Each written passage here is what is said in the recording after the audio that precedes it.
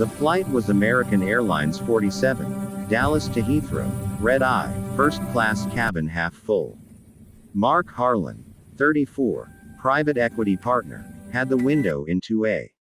He was coming off a 12-hour closing dinner, tie loosened, second whiskey untouched, staring at the seat belt sign like it owed him money.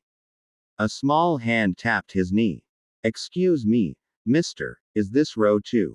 Mark looked down. A 4-year-old in a pink dress and a frog backpack stood in the aisle, clutching a boarding pass like it was a golden ticket.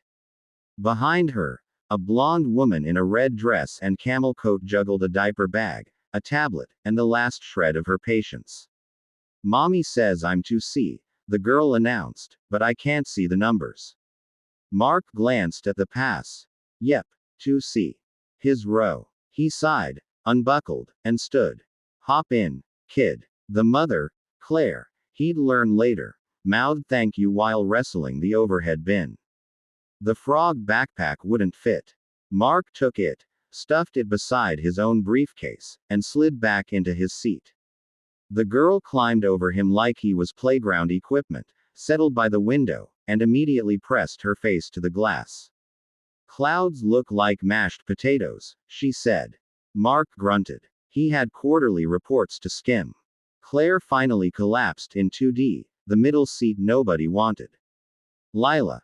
Seat belt." Lila clicked it herself, proud. Claire exhaled, then noticed Mark's untouched whiskey. "You saving that for sunrise? Help yourself." He pushed it across the armrest.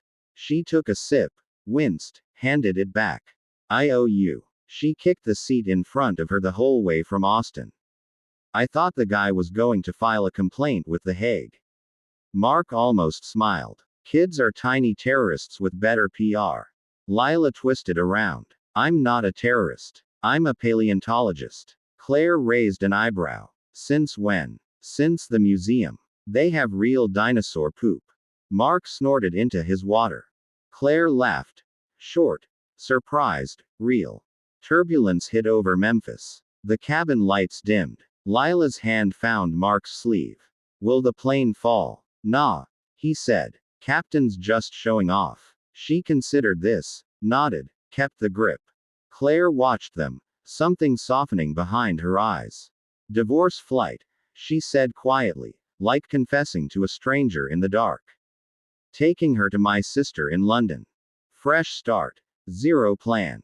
Mark nodded once. He got it. His own marriage had ended in a conference room with PowerPoint slides titled, "A Reconcilable Asset Allocation." Hours passed. Lila fell asleep against the window, mouth open, frog backpack hugged to her chest. Claire's head tipped onto Mark's shoulder, accidental, then not. He didn't move. Somewhere over the Atlantic, the captain announced descent. Claire woke, flustered. "God. Sorry. It's fine." He meant it. Lila stirred. "Mommy, can the nice man come to the dinosaur museum with us?" Claire met Mark's eyes. "We'll see, honey." At baggage claim, Mark lifted the frog backpack onto Lila's shoulders. Claire scribbled her number on the back of a boarding pass stub.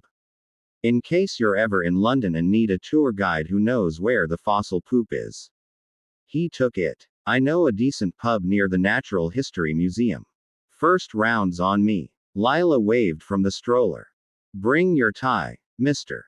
Dinosaurs like fancy." Mark watched them disappear through customs, then looked at the stub in his hand.